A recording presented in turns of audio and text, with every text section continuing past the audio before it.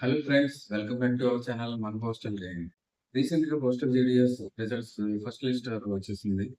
So, మీలో కొంతమంది బీపీఎంగా, ఏబీపీఎంగా మరియు డాక్ సెవెన్‌గా సెలెక్ట్ అయ్యి ఉన్నారు. సో, ఈ వీడియోలో మనం మీ సాలరీస్ ఎలా ఉంటాయి? నెక్స్ట్ ఇంక్రిమెంట్స్ ఎలా ఉంటాయి? ట్రాన్స్‌ఫర్స్ మీరు ఎప్పుడు అప్లై చేసుకోవచ్చు? నెక్స్ట్ మీకుండే ఇన్సెంటివ్స్ ఎలా ఉంటాయి? నెక్స్ట్ మీకుండే వెల్ఫేర్ స్కీమ్స్ ఏంటనేది ఈ వీడియోలో చూద్దాం. మొదటిగా మనం బీపీఎం సాలరీ ఎంతుంటుందనేది చూద్దాము. సో, బీపీఎం సాలరీ వచ్చేసి బేసిక్ పే ఫస్ట్ 12,000 నెక్స్ట్ డీఏతో కలిపి ఓవరాల్‌గా మీకు 19,200 వరకు వస్తుంది గ్రాస్ సాలరీ. మీకు బీపీఎం సాలరీ స్లిప్ అనేది స్క్రీన్ మీద షేర్ చేస్తున్నాను. ఒకసారి చెక్ చేయండి. నెక్స్ట్ ఏబీపీఎం సాలరీ వచ్చేసి బేసిక్ పే 10,000 అండ్ డీఏతో కలిపి ఓవరాల్‌గా మీకు 16,000 వస్తుంది గ్రాస్ సాలరీ. నెక్స్ట్ మీకు ఇంక్రిమెంట్ ఇయర్‌లీ మీరు జాయిన్ అయిన డేట్‌ని బేస్ చేసుకొని ఇయర్‌లీ జనవరి గాని, జూలైలో గాని ఇంక్రిమెంట్ అనేది యాడ్ అవుతుంది.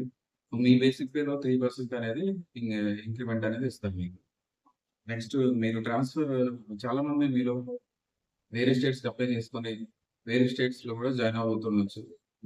అదర్‌వైజ్ మీ సొంత ఊరికి దగ్గరలో కాకుండా వేరే డిస్ట్రిక్ట్స్‌లో గాని, ఫార్ అవే డిస్ట్రిక్ట్స్‌లో గాని వర్క్ చేయడానికి రెడీగా ఉంటుంటారు. సో, మీరు ట్రాన్స్‌ఫర్‌కి ఎప్పుడు అప్లై చేసుకోవచ్చంటే, మీ సర్వీస్ 1 ఇయర్ కంప్లీట్ అయ్యి ఉండాలి. అండ్ పోలీస్ వెరిఫికేషన్ కూడా కంప్లీట్ అయ్యి ఉండాలి. నెక్స్ట్ ఇన్సెంటివ్స్ గురించి తెలుసుకుందాము. మీరు ఎక్కడైతే పోస్టింగ్ వస్తుందో మీకు, ఆ బ్రాంచ్ ఆఫీస్‌లో ఆ పర్టిక్యులర్ బ్రాంచ్ ఆఫీస్‌లో మీరు చేసే బిజినెస్‌ని బట్టి మీకు ఇన్సెంటివ్ అనేది ఉంటుంది. సపోజ్ ఎస్‌బీ రిలేటెడ్ ట్రాన్సాక్షన్స్ గాని, next India post payment bank related transactions గాని, నెక్స్ట్ ఒకవేళ మీరు ఆధార్ ఎగ్జామ్ రాసి పాస్ అయితే, మీరు చేసే ఆధార్ ట్రాన్సాక్షన్స్ మీద గాని, వీటన్నిటి మీద కూడా ఇన్సెంటివ్స్ ఉంటాయి. And postal life insurance and rural postal life insurance అనేది ఇన్సూరెన్స్ ప్రొడక్ట్స్ ఉంటాయి. వాటి మీద కూడా మీకు పర్సెంటేజ్ బేస్ మీద ఇన్సెంటివ్ అనేది వస్తుంది. చాలామంది మన ఎంప్లాయీస్‌లో పర్ మంత్ 10,000 ఇన్సెంటివ్ తీసుకునే వాళ్ళు కూడా ఉన్నారు. నెక్స్ట్ వెల్ఫేర్ స్కీమ్స్ వచ్చేసి ఒకవేళ మీరు మ్యారేజ్ అయ్యి పిల్లలు ఉంటే గనుక పిల్లల చదువుల కోసం ఇయర్‌లీ ఒక చైల్డ్‌కి 6,000 వరకు ఇస్తారు. నెక్స్ట్ ఒకవేళ లేడీ ఎంప్లాయీస్ అయితే గనక డెలివరీ టైమ్‌లో 6 మంత్స్ లీవ్ అనేది గ్రాంట్ చేస్తారు. నెక్స్ట్ ఇంకా కొన్ని హెల్త్‌కి సంబంధించి కూడా కొన్ని బెనిఫిట్స్ అనేవి ఉంటాయి. సర్కిల్ వెల్‌ఫేర్ ఫండ్ నుంచి మీకు ఇస్తారు. ఫైనల్లీ మనం ఈ జాబ్ మీరు జాయిన్ అవ్వచ్చా లేదా అనేది ఎందుకు జాయిన్ అవ్వాలి? దీనిలో పాజిటివ్ పాయింట్స్ ఏంటనేది చూద్దాం. ఫస్ట్ పాయింట్, ఈ జాబ్ మీకు ఎగ్జామ్ లేకుండా డైరెక్ట్‌గా మీ 10th మార్క్స్ బేసిస్ మీద ఇస్తున్నారు. సో, దీనికి ఎగ్జామ్ అనేది లేదు. సో, సెకండ్ మనం చూస్తున్నాము ఒక జాబ్‌కి ఎంత కాంపిటీషన్ ఉంటుందనేది మీరు కూడా చూస్తున్నారు.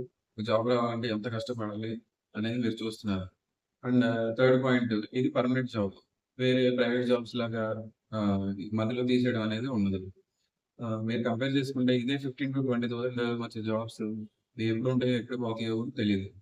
కాబట్టి ఇది మనకి సెక్యూరిటీ ఉండే జాబ్. అండ్ మీరు జాయిన్ అయిన తర్వాత ఒక 3-5 ఇయర్స్‌లో మీ నేటివ్ ప్లేస్‌కి దగ్గరగా ట్రాన్స్‌ఫర్ పెట్టుకొని మీ సొంత ఊరికి దగ్గరలో వర్క్ చేసుకునే అవకాశం ఉంటుంది. నెక్స్ట్ వర్కింగ్ అవర్స్ కూడా 5 అవర్సే. నెక్స్ట్ ప్రమోషన్ ద్వారా మీరు కంప్లీట్‌గా సెంట్రల్ గవర్నమెంట్‌లోకి ఎంటర్ అవ్వచ్చు. అండ్ ప్రమోషన్ గురించి నేను ఒక షార్ట్ వీడియో చేశాను. అంటే ఎన్ని ఇయర్స్‌కి మీరు ప్రమోషన్ ఎగ్జామ్స్ రాయొచ్చు. ఎగ్జామ్స్ ఎలా ఉంటాయి? నెక్స్ట్ ఏ పోస్ట్‌కి మీరెళ్తారు అనేది షార్ట్ వీడియో చేశాను. అదొకసారి మీ ఒపీనియన్స్ అండ్ డౌట్స్‌ని కామెంట్ సెక్షన్‌లో తెలియజేయండి. Thank you for watching.